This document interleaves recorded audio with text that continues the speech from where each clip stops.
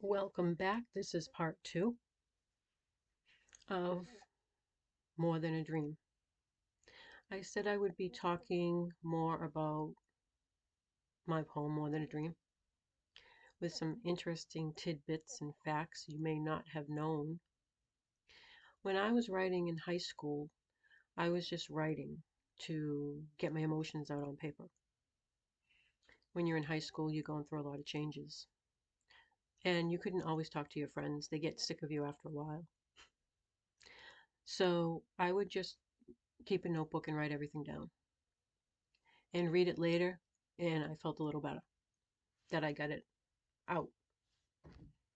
So I did a lot of research, and I was kind of pursuing a singing career at this time. I was writing a lot of song lyrics. I was in concert choir in high school, and then I pursued singing lessons after high school with a Dick Johnson's music school. I attended music school for like 3 years, studying voice.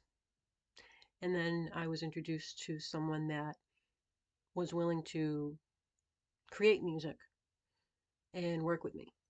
So I did that a little while, and I'd write a little bit of song lyrics, and he'd create the music. And he taught me how to actually copyright lyrics, and that got me thinking about my poetry and how I could copyright my poetry. So I did more research. I was always at the library. I love the library. It's a wealth of knowledge. So I asked around too, and they they kind of, you know, show me the right path to take when it came to researching and looking out for copyrights, what you had to do. There was a lot to it. So I sent away for that.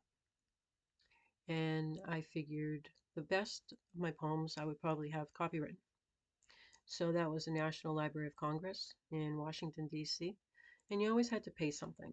So a little fee for, probably 20 years or so, or the life of the author, just like writing a book. You always have to have something, copywritten. That's back then when I was really starting out and I didn't know anything about it. And I always wanted to share my poetry, so I was pretty confident. I hadn't attended college yet, and I was still thinking about what I wanted to major in. And in the meantime, I was really writing a lot, a lot of poetry, a lot of song lyrics. And I just had this idea that I could maybe get all my poetry in one place to share with others, like my local library, which my friend she kind of maneuvered me into that direction. And I got in touch with a local news reporter for our town, and I had to write a little script on, you know, talking through my library on what my poetry exhibit was going to be about. So I guess I had about probably 30 to 50 poems on display, but I had a lot more. And a lot of them are personal. But I made my little display. I made a little cover letter. I had my headshot. I had all the things that you should do. Um, it was my first time really experiencing an exhibit. I had one of my poems on exhibit at the craft museum in another close town, and that was mostly an arts museum back then. And they were running a women's national exhibition month. And, I never really thought about sending my poetry to a art museum. But since it was Women's Month and they were looking for new artists, I think I just thought, well, what the heck, I might as well give it a shot. You won't know until you try. So I sent my first poem that I ever wrote, which was Along the Sea. I typed it, but they didn't want it typed. So then I had to write it out,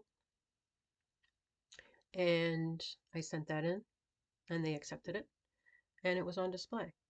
And I remember bringing some of my family and my relatives, and wow, I was really feeling really good that I was able to share that with not only my family, but other people that appreciate poetry.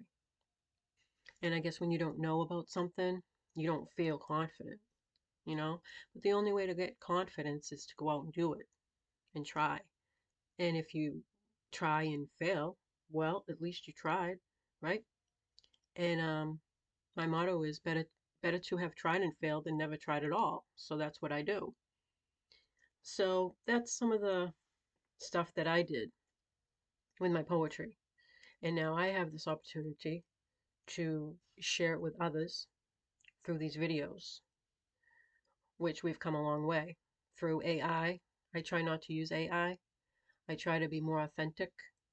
I mean, some of the things maybe for holidays and graphics are really cool to do with AI, but for the most part, I like to just try to do it without using AI.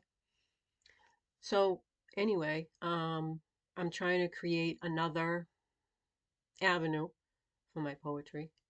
I won't tell you about it yet. It's not set in stone. It's going to be another way for people to experience my art.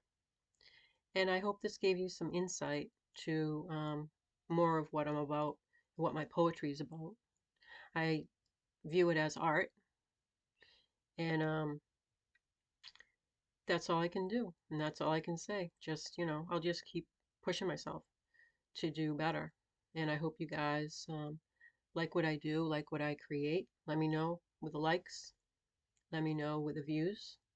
And I thank you for viewing it. And I thank you for liking it. Thank you for your time. This is Karen Kuczynski, aka Cooch Pop, from Cooch Pop Art. Best wishes, always. See ya.